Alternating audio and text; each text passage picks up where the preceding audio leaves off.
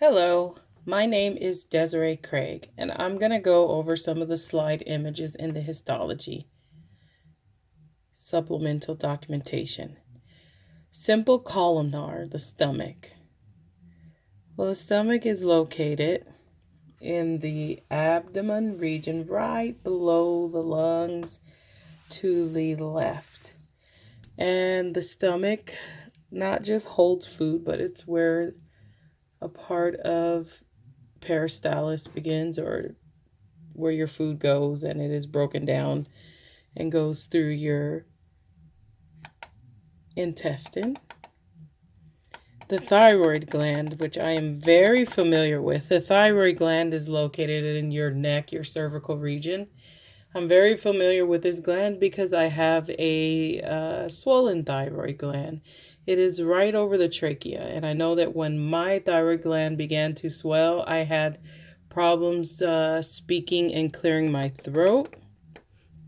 The thyroid gland secretes hormones T3 and T4. This helps with your metabolism, and also the parathyroid gland secretes, or it helps with calcium.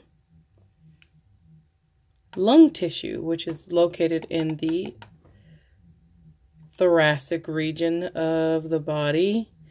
The lungs hold like I always say, it's like an upside down tree, and it has all these little sacs, and these sacs allow for gas exchange, the alveoli.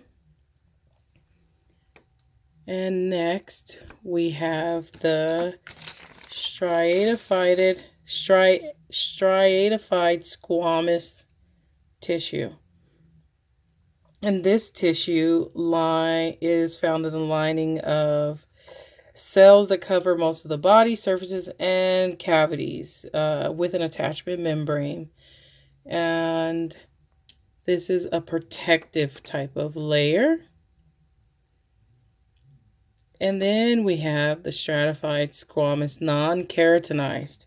The non-keratinized surrounds the cornea. It's in your oral cavity, your esophagus, anal canal, vaginal canal, and the internal part of your lip. And these are areas that need to stay moist. They have to stay moist. Unlike the keratinized stratified layer, it doesn't have to.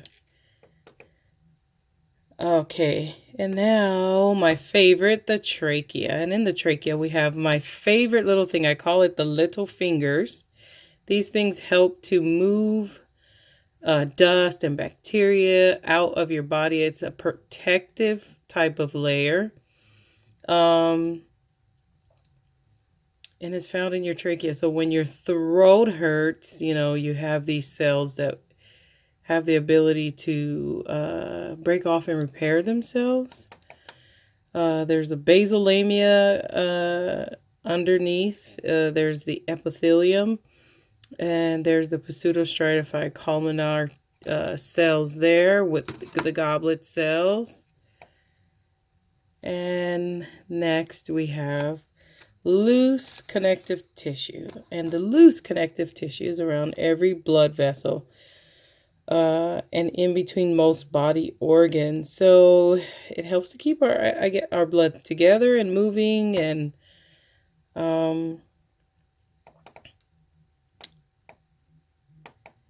dense connective tissue. Oh, that's like so easy, right? Because that's the muscles. They're fibers. This is what allows us to move. And then we have, of course, I think everyone's favorite, adipose tissue. Adipose tissue, although in some places we probably don't want it, but it's very necessary. So we find it in the subcutaneous layers under the skin. We find it acts as insulation and protection. We find it around the heart, the kidneys, nervous tissue, of course, the breast, yellow bone marrow, the buttocks, the thighs, and of course, the abdomen. And it stores It's able to store energy. And when it's store energy for use. And then we have some supportive tissue. And the supportive tissue are the tissues that are found like in our bones, like the cartilage. They are, I kind of like think of them as like a rubbery type of piece that it protects the bones, you know, so that when our bones, where the connections are, we have cartilage, we have fibrocartilage, and we have elastic cartilage. So, you know, some cartilage is elastic so that we can move, and the fibrocartilage.